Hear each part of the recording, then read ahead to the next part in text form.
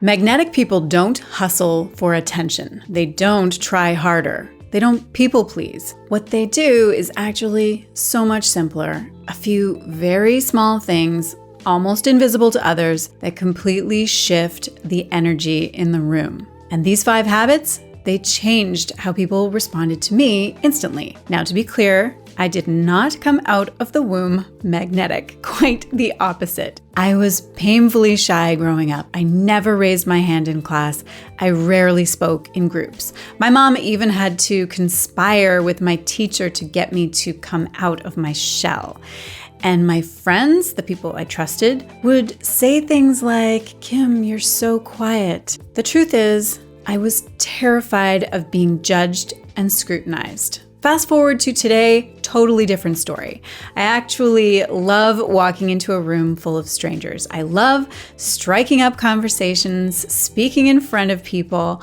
Honestly, it feels a little like play to me now. This past summer, I was invited to an exclusive mastermind for established entrepreneurs hosted by Ali Abdaal.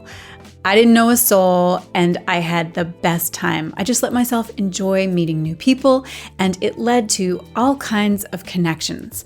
I had some really great conversations, including with Ali himself. I made a lot of new contacts and have been having ongoing follow-up conversations with people in fairly high places, messaging me about pre-ordering my book that comes out next summer and inviting me to some future events. My old self would have been shocked. So what changed? Honestly, it's not magic. It's these 5 small habits that I'm about to share with you. So let's jump right in. Habit number 1, the 2-second eye contact rule. Magnetic people use eye contact not to dominate, but to connect. There's actually research on this. People who hold eye contact about 60 to 70% of the time are rated as more confident, more likable, and even more trustworthy. But here's the tiny tweak that changes everything. When you're greeting someone or in conversation, hold their gaze just 2 seconds longer than feels natural. That's it. Now, quick disclaimer, I am not telling you to go full unblinking serial killer stare. Please don't do that. This is just about being present, giving the other person the sense that they are worth your attention for those extra 2 seconds. I've seen how powerful this is in all kinds of situations. One time I tried it in the most ordinary setting, ordering coffee. I just held eye contact a beat longer with the barista, and immediately she smiled wider.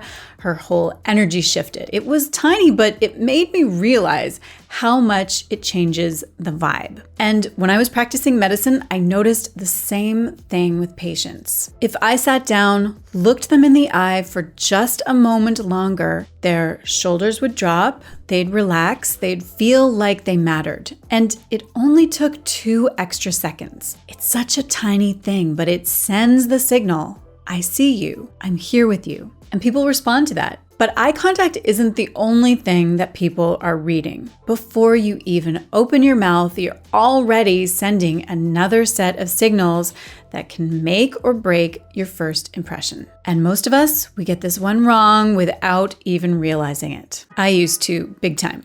I would walk into a room with my shoulders rounded, arms crossed, trying to disappear into the wallpaper. And of course, people responded to me exactly like that. Quiet, reserved, forgettable. It wasn't until I made this one small shift that everything changed. I call it the open posture reset, and it's habit number 2. So here's the thing. Before you even say a word, your body has already introduced you. People are constantly reading signals from your posture, your shoulders, the way you walk into a room. Magnetic people don't fold in on themselves. They expand. They're not puffing themselves up. They are just sending the signal, I belong here. Now, research backs this up. You may have heard of the Harvard study on power poses, Amy Cuddy's work. The long-term effects are debated, but the truth is, in the short term, posture absolutely influences how others see you. And more importantly, it influences how you feel. The tiny habit, when you walk into a room or sit down with someone, check in with your body. Uncross your arms, relax your shoulders, angle your torso toward the person in front of you. It's like a 1-second reset button. I remember going to a huge cocktail mixer at a writers' conference in New York City a few years ago. I didn't know a soul, but I made the choice to walk in like I belonged there. Not like I was the most important person in the room, not pretending, but just head up, shoulders back, open to connection. And the difference was night and day. I met tons of writers and agents and editors and even Lee Child himself. Yes, the Jack Reacher guy. That night really drove it home for me. When your body says, I belong here, people feel it and they respond to you completely differently. But posture alone isn't enough. You can look confident and still leave people feeling like you don't really see them. And here's where so many of us trip up. We get caught up in our own nerves or in what we're going to say next. And the other person walks away thinking, okay, nice enough, but forgettable. By the way, if you want to start weaving habits like these into your daily life, I just want to pause for a sec and let you know that I put together something for you. It's called The Reset, a free 5-day challenge to help you to reset your energy, your focus, and your confidence. The link is below, so check that out. Okay, back to it. What changes this whole dynamic is one of the simplest tricks I've ever learned. It's subtle, it's powerful, and it makes people feel instantly important. I call it the name echo, and this is habit number 3. So here's the secret. Magnetic people make other people feel seen. And one of the simplest ways to do that is to use their name naturally, not excessively, in conversation. There's actual neuroscience on this. Hearing your own name activates unique regions in the brain. It's like a little shot of dopamine. People light up when they hear their name, even if they don't show it on the outside. So here's the tiny habit. When you meet someone, use their name 3 times. Once when you greet them, once naturally in the middle of the conversation, and then once as you say goodbye. That's it. And I promise this works even if you're terrible at remembering names. Honestly, that used to be me. I would forget someone's name 5 seconds after being introduced, which is mortifying. But forcing myself to use it right away has made me way better at actually remembering. I'll give you an example. A few years ago, I attended a very fancy event in LA. Rooftop terrace, pool, the sun setting over Hollywood. Some big headliner names in the personal development world were there. It could have been really intimidating. I didn't know a single person personally. But that evening, as I circulated, I made a point of practicing this name echo habit. And it worked. People relaxed, they opened up, and it wasn't just small talk. Those little connections turned into real relationships. That night led to an invitation to another event in New York City, a collaboration, and several ongoing friendships and contacts that I still have in the personal development space. Now, quick warning, don't overdo this. We have all met that person who goes, "So Kim, what brings you here, Kim? And tell me, Kim." That's not magnetic, that's creepy. But used lightly, naturally, this one tiny habit makes people feel seen, and that's unforgettable. So once you start using someone's name in a natural, effortless way, people feel seen and they remember you. But here's the catch. If you sound nervous or rushed, all that connection can slip away. And that was me for years. I would tumble over my words, fill every silence with nervous chatter, and walk away thinking, why did I just ramble like that? The shift happened when I learned a very different habit. One I first picked up during my medical residency in some of the most high-pressure situations that you can imagine. And it comes down to something so simple but so powerful, the micro pause, which is habit number 4. So here's what I mean. Magnetic people don't rush. They don't scramble for words or fill every sentence with nervous chatter. They pause. They let their words land. And the pause is powerful. Communication researchers have found that people who pause, even briefly, are perceived as more thoughtful, more authoritative, and more charismatic. Think of Steve Jobs during those legendary Apple keynotes. He would make a bold statement and then just let it hang in the air. That silence is what made people lean forward and pay attention. Now, I didn't first learn this on a stage. I learned it in a much scarier environment, my medical residency. On my radiology rotation, the attending radiologist would put up a film, an X-ray or a CT scan, and in front of all the other students and residents, he would say, "Okay, Kim, what do you see?" The temptation, of course, was to blurt something out immediately just to look smart or avoid that awkward silence. But I trained myself to pause, to really look at the film, gather my thoughts, and then speak. And what happened was unexpected. One of the senior residents, a couple years ahead of me, actually pulled me aside after a few sessions like this. He told me how impressed he was with my composure, that I seemed poised and confident under pressure. Side note, he also asked me out a few times after that, but that is another story. But that was the first time that I realized how powerful a pause could be. Not only did it make me feel calmer and more grounded,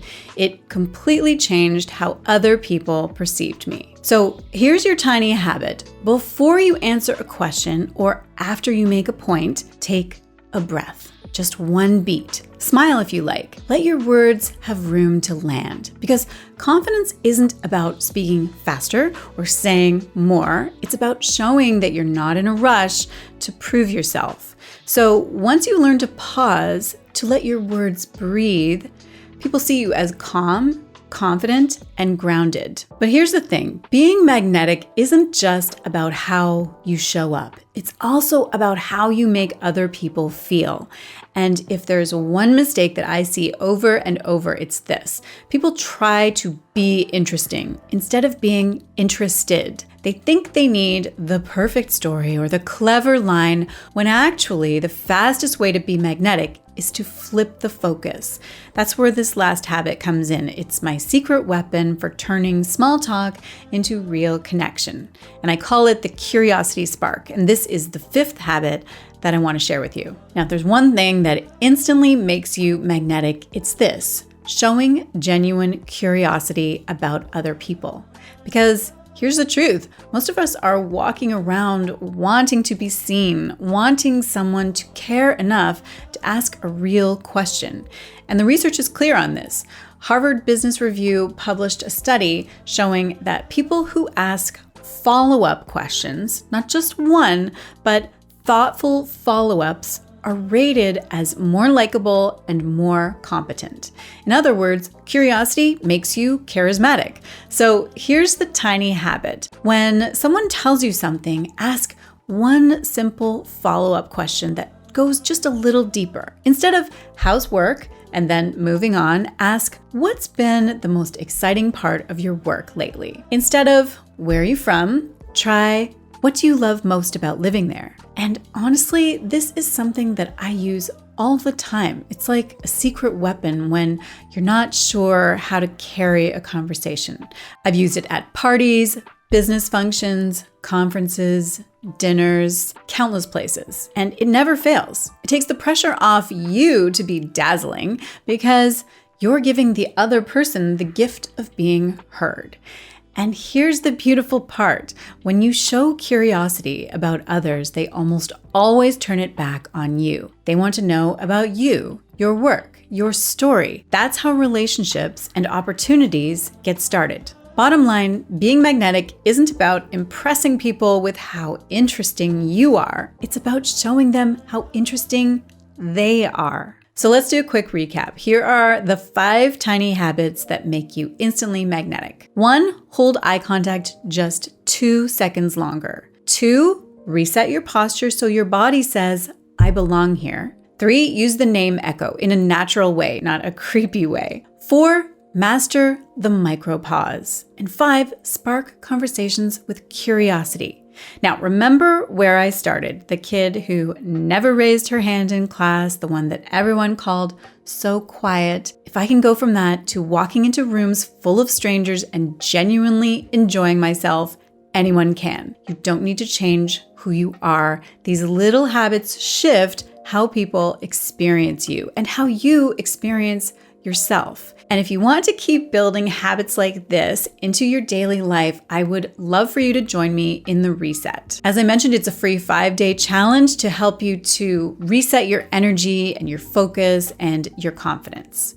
Again, I will put the link below. And now I'd love to hear from you. Which of these 5 habits are you going to try this week? Tell me in the comments because I would love to cheer you on. And of course, if you found this helpful, give this video a like, subscribe if you haven't already, and share it with someone who needs a little boost of magnetism in their life. And if you're ready for your next step, I have got another video you'll love, and I've queued it up for you on the next screen. It's called 8 Habits That Quickly Changed My Life. If you liked these 5 habits to help you to become more magnetic, these 8 habits will give you even more practical, life-changing tools to not only become more charismatic, but to completely change your life. And I will see you there.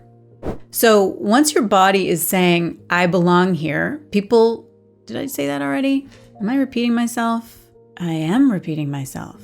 Okay, that's fine. That's cool. And here's where so many of us trip up. Okay, speaking of trip up, oh my God. Okay, try again.